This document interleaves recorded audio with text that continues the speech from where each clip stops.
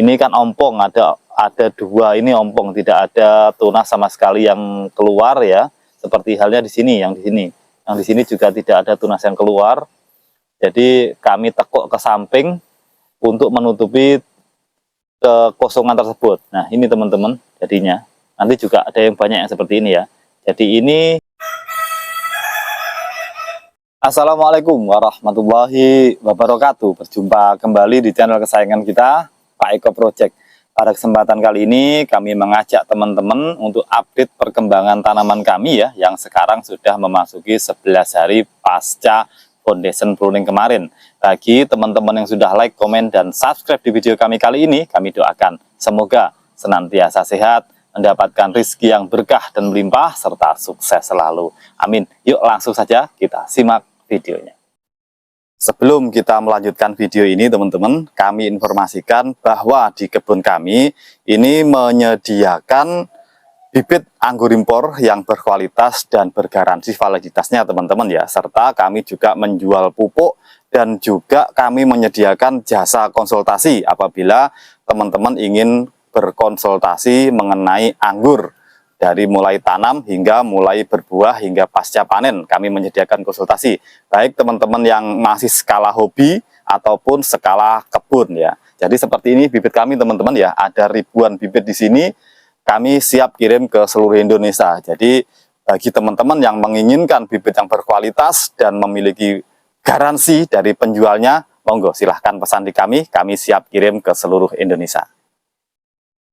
Teman-teman pengangguran, pemirsa setia channel Pak Eko Project, pada kesempatan kali ini sudah memasuki 11 hari pasca kami melakukan foundation pruning pada tanaman kami ya.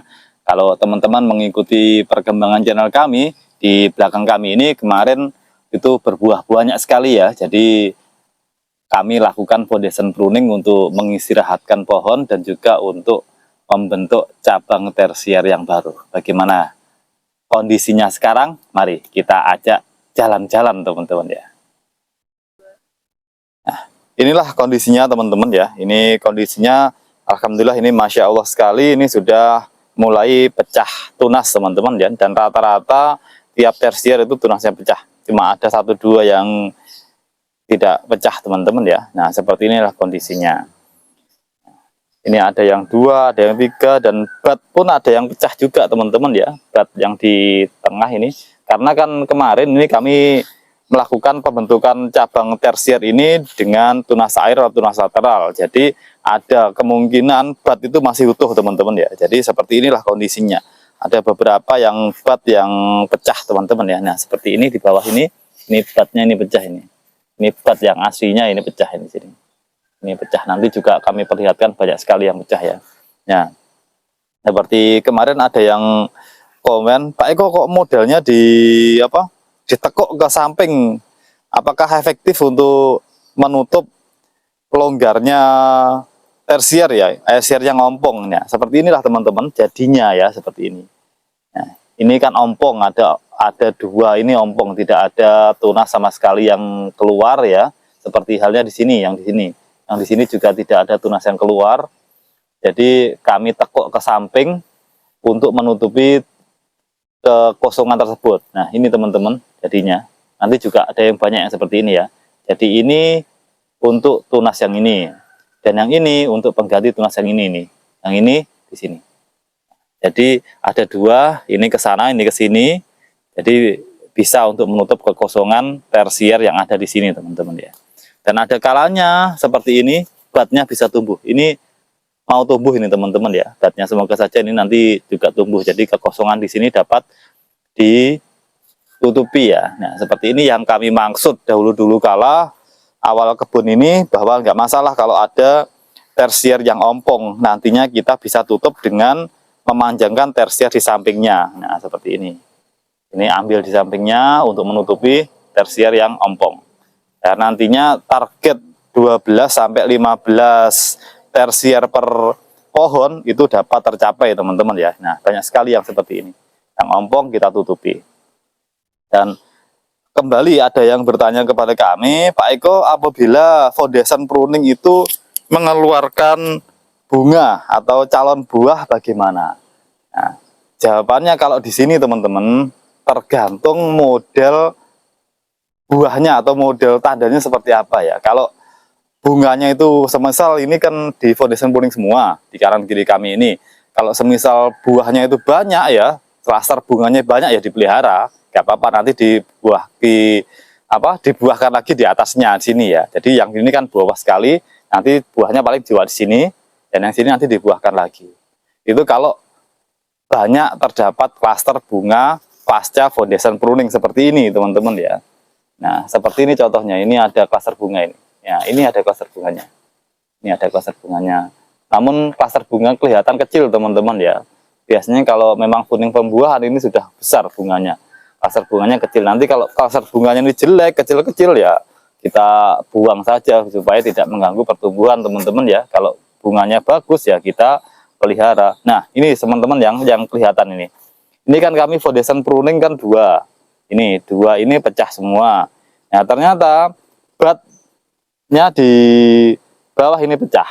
Nah ini pecah, ini yang di bawah ini, yang ini pecah ya nggak apa-apa, ini nanti dipergunakan untuk pembuahan berikutnya. Nanti ini dibuang dan diambil yang paling dekat dengan batang sekunder. Jadi intinya kita pembentukan batang tersier itu cari yang paling dekat dengan batang sekunder teman-teman ya. Nah seperti ini banyak sekali, ini pecah tunas di sini, ini juga pecah, ini batang sekundernya di sini.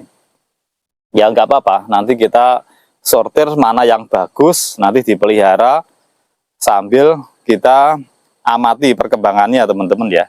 Ini ke sana banyak sekali. Yang ini menggunakan IAC ini teman-teman ya. Yang kemarin tanya, Pak Eko bagaimana perkembangannya yang menggunakan batang bawah IAC di Ghostvi? Oh ya, jenis Ghostvi ini jenis yang sangat mudah sekali teman-teman ya. Sangat mudah sekali, dengan batang bawah apapun jenis ini dapat beradaptasi dengan baik teman-teman ya. Nah ini ada klaster bunga ini teman-teman ya. Namun klaster bunganya kecil. Nah, kemungkinan juga tidak begitu bagus ini. Nanti bisa dibuang nanti kalau tidak bagus teman-teman ya. Nah, ini ke sana, alhamdulillah ini serempak sekali ya.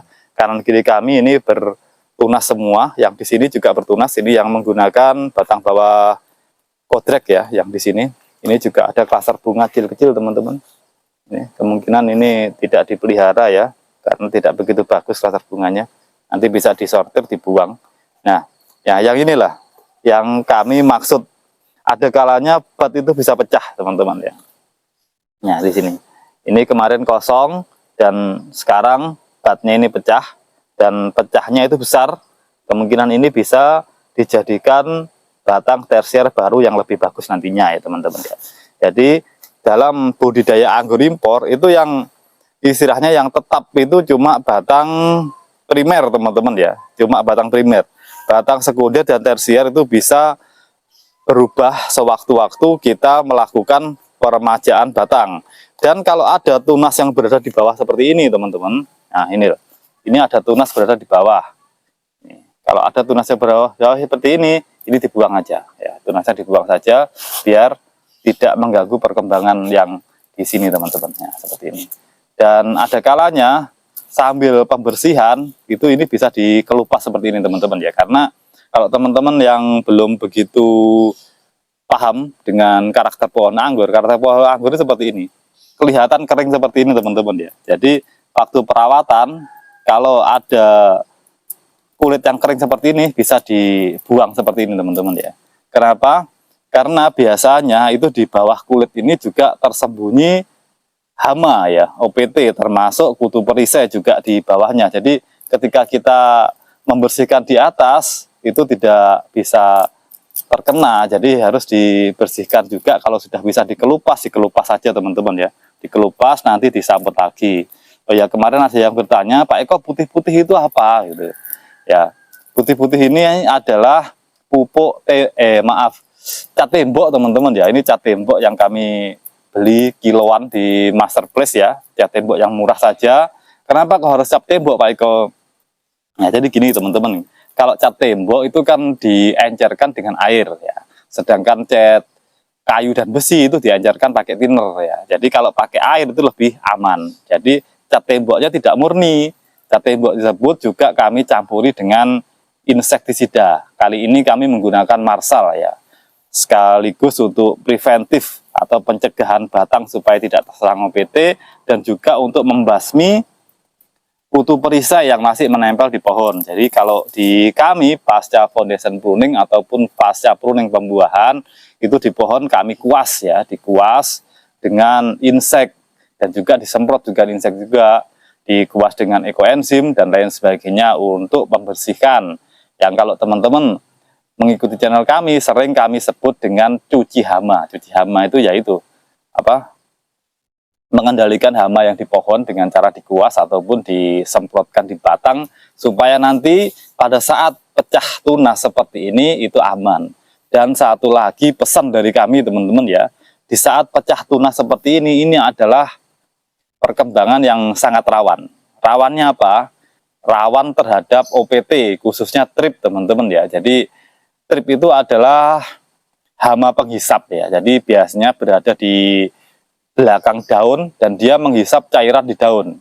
Nah, itu akan mengakibatkan daun itu keriting teman-teman ya. Daun itu keriting, mengkerut, jelek seperti itu. Dan nanti kalau mengkerut seperti itu akan menghambat pertumbuhan tanaman, khususnya daunnya teman-teman. Jadi kalau sudah kena itu penanggulangannya agak ribet teman-teman ya. Jadi kita lebih mudah untuk mencegahnya saja. Ya, seperti dengan obat-obatan yang sering kami pakai ya, dan sering juga dipakai teman-teman pengangguran yang lain ya, seperti merek Dimolis, Agrimek, terus apa itu, banyak merek Afjunsu ya, itu isinya abamectin ya, itu efektif sekali untuk yang namanya kutu perisai. Atau teman-teman bisa mencari yang berbahan aktif imidacloprid ya, seperti Winder, itu juga bisa. Dan Winder itu bisa disemprot dan juga bisa dikocor karena dia diserap tanaman dan sifatnya dari bawah ke atas. Nah, seperti itu sekilas saja teman-teman ya. Nah, seperti ini kondisinya. Demikianlah teman-teman update perkembangan tanaman kami pasca foundation pruning. Semoga informasi yang kami bagikan melalui video kami kali ini dapat bermanfaat dan menginspirasi kita semua. Jangan lupa terus ikuti, pantau, serta dukung channel kami, Pak Eko Project, supaya terus berkembang dengan cara like, komen, subscribe, serta share video kami sebanyak-banyaknya untuk menjangkau manfaat yang lebih luas. Sampai jumpa di video-video inspiratif dari kami berikutnya. Salam satu hobi, salam pengangguran Nusantara, petani muda, mari berkarya. Assalamualaikum warahmatullahi wabarakatuh.